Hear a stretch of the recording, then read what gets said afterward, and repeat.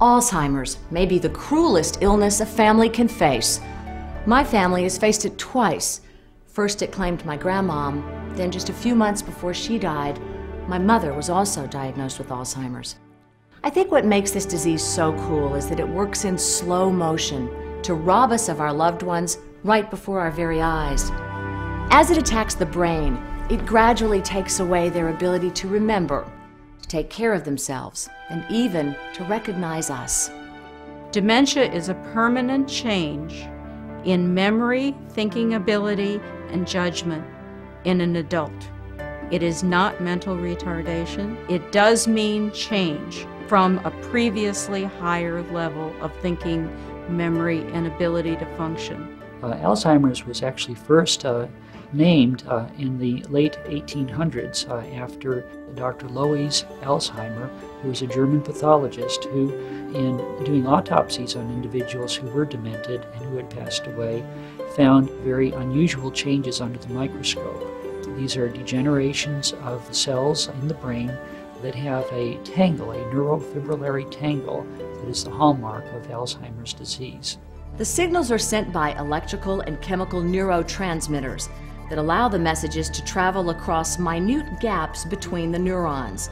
Alzheimer's causes the network to break down by inhibiting the brain's production of a chemical called acetylcholine. With acetylcholine production reduced, a sticky substance called amyloid plaque forms between the neurons. There were instances where he would move household items. You'd be looking for him. Things in the kitchen, for instance, sweet and low, and find them, almost a whole package, in his dresser drawer, or paper towels pulled off squares at a time and folded up very carefully and also put in the drawer, and just different aspects of his behavior that were unusual and not making too much sense, you know, and yet he did not seem to have any awareness that this was unusual behavior. My granny made the best biscuits.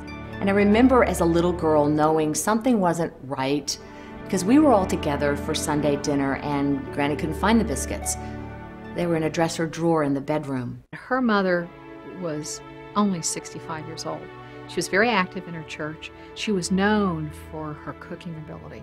She made cakes for every funeral, every birthday, every wedding. So one day the daughter asked, "Mom, can I borrow that recipe for the Italian cream cheesecake?" Now her mother was living independently on her own in her own farmhouse. So when the daughter went back, she found 300 cards tied with a blue ribbon, numbered 1 to 300. And those 300 cards were the recipe cards she used to be able to successfully make this cake. And the first card said, "Get out 3 eggs." The second card said, "Crack them on the side of the bowl." The third one said, "Take the yellows from the whites." You think you could copy this design for me right here, please? I'd like you just to duplicate this design for me.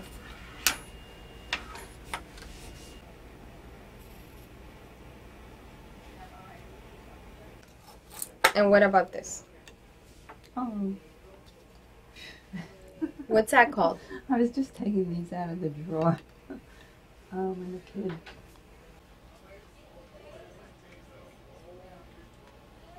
Well, many times families are experiencing a lot of denial because someone with this disease is usually able to cover it up for a long period of time, so they may deny actually that there's a problem.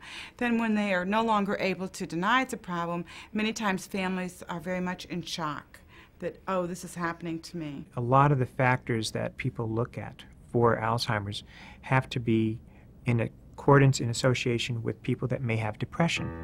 For example, someone with depression, if you ask them what day it is, they'll say, "I don't care," and it doesn't matter.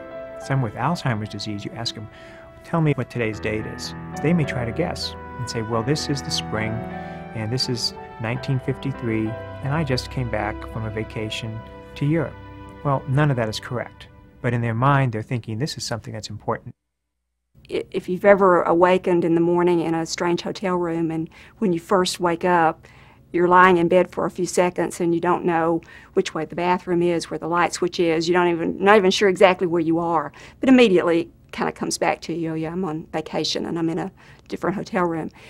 People with mid-stage Alzheimer's disease kind of face that all the time. Everything's a new situation. Nothing looks familiar anymore. That is very important in the memory circuitry of the brain. The levels of this chemical decline with normal aging, but particularly with Alzheimer's disease. By boosting the levels of this chemical, we are able to improve memory function. And there is some ongoing debate on whether we actually are able to slow down the progression of the disease. Having treated a lot of people who are in the stage of mild cognitive impairment, that is, they don't have dementia yet, and yet we know that they have the earliest stages of Alzheimer's disease. Treating them with this group of medications that enhance acetylcholine in the brain, we seem to be able to keep them stable for many years. More than one would have expected. So one of the most important things that a family member needs to do is to get information and become knowledgeable about the disease, and then they can share accurate information and accurate knowledge about the disease. And try to determine what their reality is. If their reality is they're living 50 years ago and they think they're a 30-year-old man, and they're flirting with all the girls because they're in the Army and that's what you did, and that's their reality. And when you ask them about what's going on, they'll describe that reality of 50 years ago, not today's reality.